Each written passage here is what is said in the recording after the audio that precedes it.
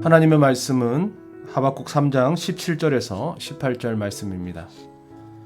비록 무화과 나무가 무성하지 못하며 포도나무에 열매가 없으며 감람나무에 소출이 없으며 밭에 먹을 것이 없으며 우리의 양이 없으며 외양간에 소가 없을지라도 나는 여호와로 말미암아 즐거워하며 나의 구원의 하나님으로 말미암아 기뻐하리로다. 아멘. 우리가 신앙생활을 하고 예수를 믿는다는 것은 바로 천국의 기쁨을 누릴 수 있다라는 것을 의미합니다. 바로 오늘 말씀은 우리가 이 땅에서 천국의 기쁨을 누릴 수 있는 비결에 대해서 말씀하고 있습니다. 본문 17절에서 자주 등장하는 표현이 있는데 바로 못하며 없으며 없을지라도 라는 단어가 반복되어 나타나고 있습니다.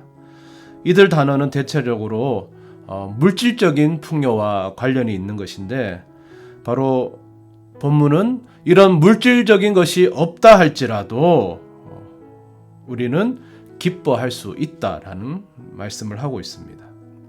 그런데요, 이런 것이 없어도 기뻐한다면 둘 중에 하나일 것입니다.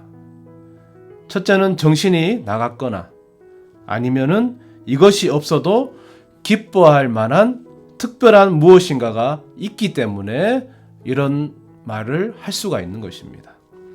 하박국 선지자가 정신이 나가서 이런 고백을 한 것은 당연히 아닐 것입니다.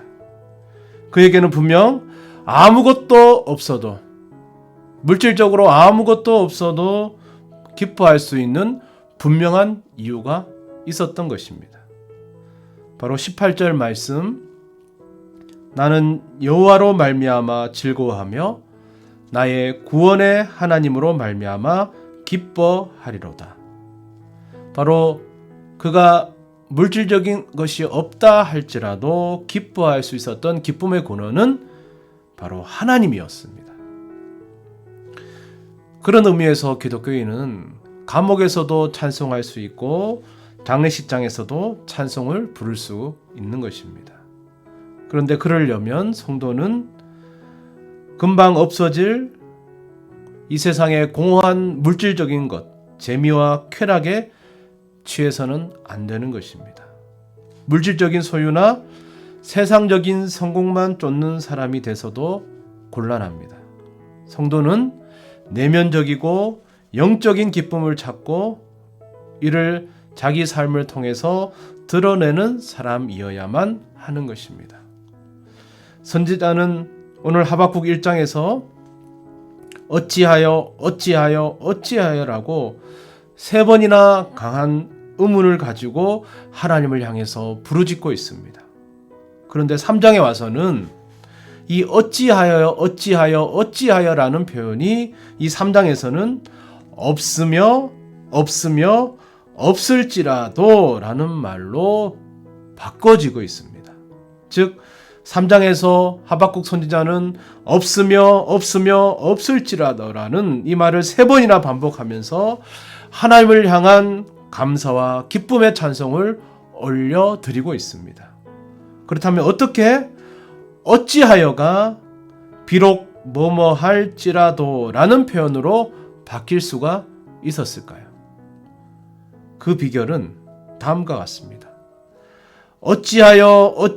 어찌하여라고 처절하게 부르짖던 하박국은 답을 얻기 위해서 성루에 올라가서 그의 참담한 심정을 하나님 앞에 아뢰며 하나님의 음성을 듣기를 기다리고 있었습니다. 하박국 2장 2절에서 4절 말씀입니다. 여호와께서 내게 대답하여 이르시되 너는 이 묵시를 기록하여 판에 명백히 새기되 달려가면서도 읽을 수 있게 하라. 이 묵시는 정한 때가 있나니 그 종말이 속히 이르겠고 결코 거짓되지 아니하리라. 비록 더딜지라도 기다리라. 지체되지 않고 반드시 응하리라. 보라, 그의 마음은 교만하며 그 속에서 정직하지 못하나 의인은 그의 믿음으로 말미암아 살리라. 아멘. 탄식하는 하박국에게 하나님이 들려주신 응답은 지금은 모든 것이 무질서하고 어둡게 보이지만 주님이 정하신 때에 구원을 반드시 허락하신다라는 음성이 들려졌습니다. 그때 의인은 그 믿음으로 말미암아 살 것이라고 말씀하고 있습니다. 지금 이스라엘은 멸망 직전의 상태입니다. 그토록 하려 했던 예루살렘은 처참하게 몰락할 지경에 이르렀습니다. 이방인들이 성전을 짓밟을 것이며 이스라엘 백성들은 뿔뿔이 흩어져서 디아스포라가 될 것입니다. 그런데 하박국은 오히려 그 현장에서 기뻐하고 즐거워하고 있습니다. 이것은 신실하신 하나님, 일하시는 하나님을 그가 보았기 때문입니다. 바로 시선을 옮겼기 때문입니다. 그래서 오직 하나님 한 분만으로 만족할 수 있는 자로 바뀌었습니다. 그는 깨달았습니다. 하나님은 주무시거나 능력이 없는 분, 내가 처한 현실을 모르시는 분이 아니라 구체적으로 간섭하시는 일하시는 하나님이라는 것을 믿었습니다. 현실은 여전히 그대로입니다. 그렇게 간구하고 호소했는데도 불구하고 이루어진 것, 전보다 나아진 것 전혀 없습니다. 무화과 나무는 여전히 무성치 못하며 포도나무, 감람나무는 열매가 없습니다. 밭에는 식물도 우리의 양도 외양간의 소도 없습니다. 그야말로 전무한 상태입니다. 영어로 표현하면 nothing입니다. 이보다 더 처참하고 피폐한 모습이 어디 있겠습니까? 그러나 그는 이제 자기 자신의 외적인 조건이나 상태 혹은 안고 있는 문제에 더 이상 집착하지 않습니다.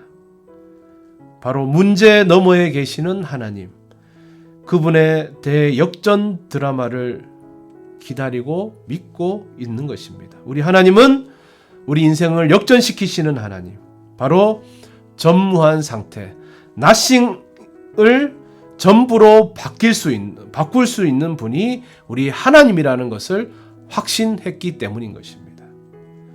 하나님 음성을 들은 선지자 하박국은 이제 절망적인 현실에만 붙잡혀 살지 않고 오히려 전체적인 인생의 그림을 보며 하나님의 구원을 발견하게 되는 것입니다.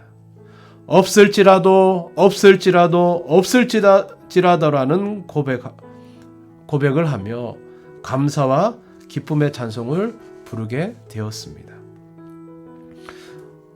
어떤 목사님의 설교를 들은 적이 있습니다. 성도가 하나님을 만나기 위해서 반드시 방문해야 할 섬이 있다라는 것입니다. 성도가 하나님을 만나기 위해서 반드시 방문해야 될 섬의 이름은 찌라도라는 섬입니다. 여러분, 찌라도가 뭔 줄 아시죠? 비록 뭐뭐가 없을지라도, 비록 내 인생이 아무리 암울할지라도, 내가 가진 세상적인 것, 물질적인 것 아무것도 없을지라도, 내 환경이 이렇게 힘들지라도, 찌라도 바로 성도가 하나님을 만나기 위해서 반드시 방문해야 될, 반드시 갖춰야 될 바로 그 이름이 바로 찌라도입니다. 기쁨으로 행복한 세상을 사는 것은 단순히 물질적인 풍요에 있지 않다라는 것입니다. 바로 찌라도의 마음을 가지고 사는 것이 바로 하나님께서 때가 되면 반드시 이루어질 것이라는 바로 그 믿음으로 사는 것입니다. 우리 삶에서 무엇이 부족하다 여기지 말고 오직 구원의 하나님으로 인해 기뻐할 수 있기를 바랍니다. 기도하겠습니다. 하나님, 주님 한 분만으로 기뻐할 수 있는 하나님의 백성으로 살아가게 하시고 우리의 가정이 정말로 없을지라도 부족할지라도 하나님을 향한 하나님으로 인하여서 언제나 감사와 기쁨이 넘치는 복된 가정 되게 하여 주시옵소서. 예수님의 이름으로 기도드리옵나이다. 아멘.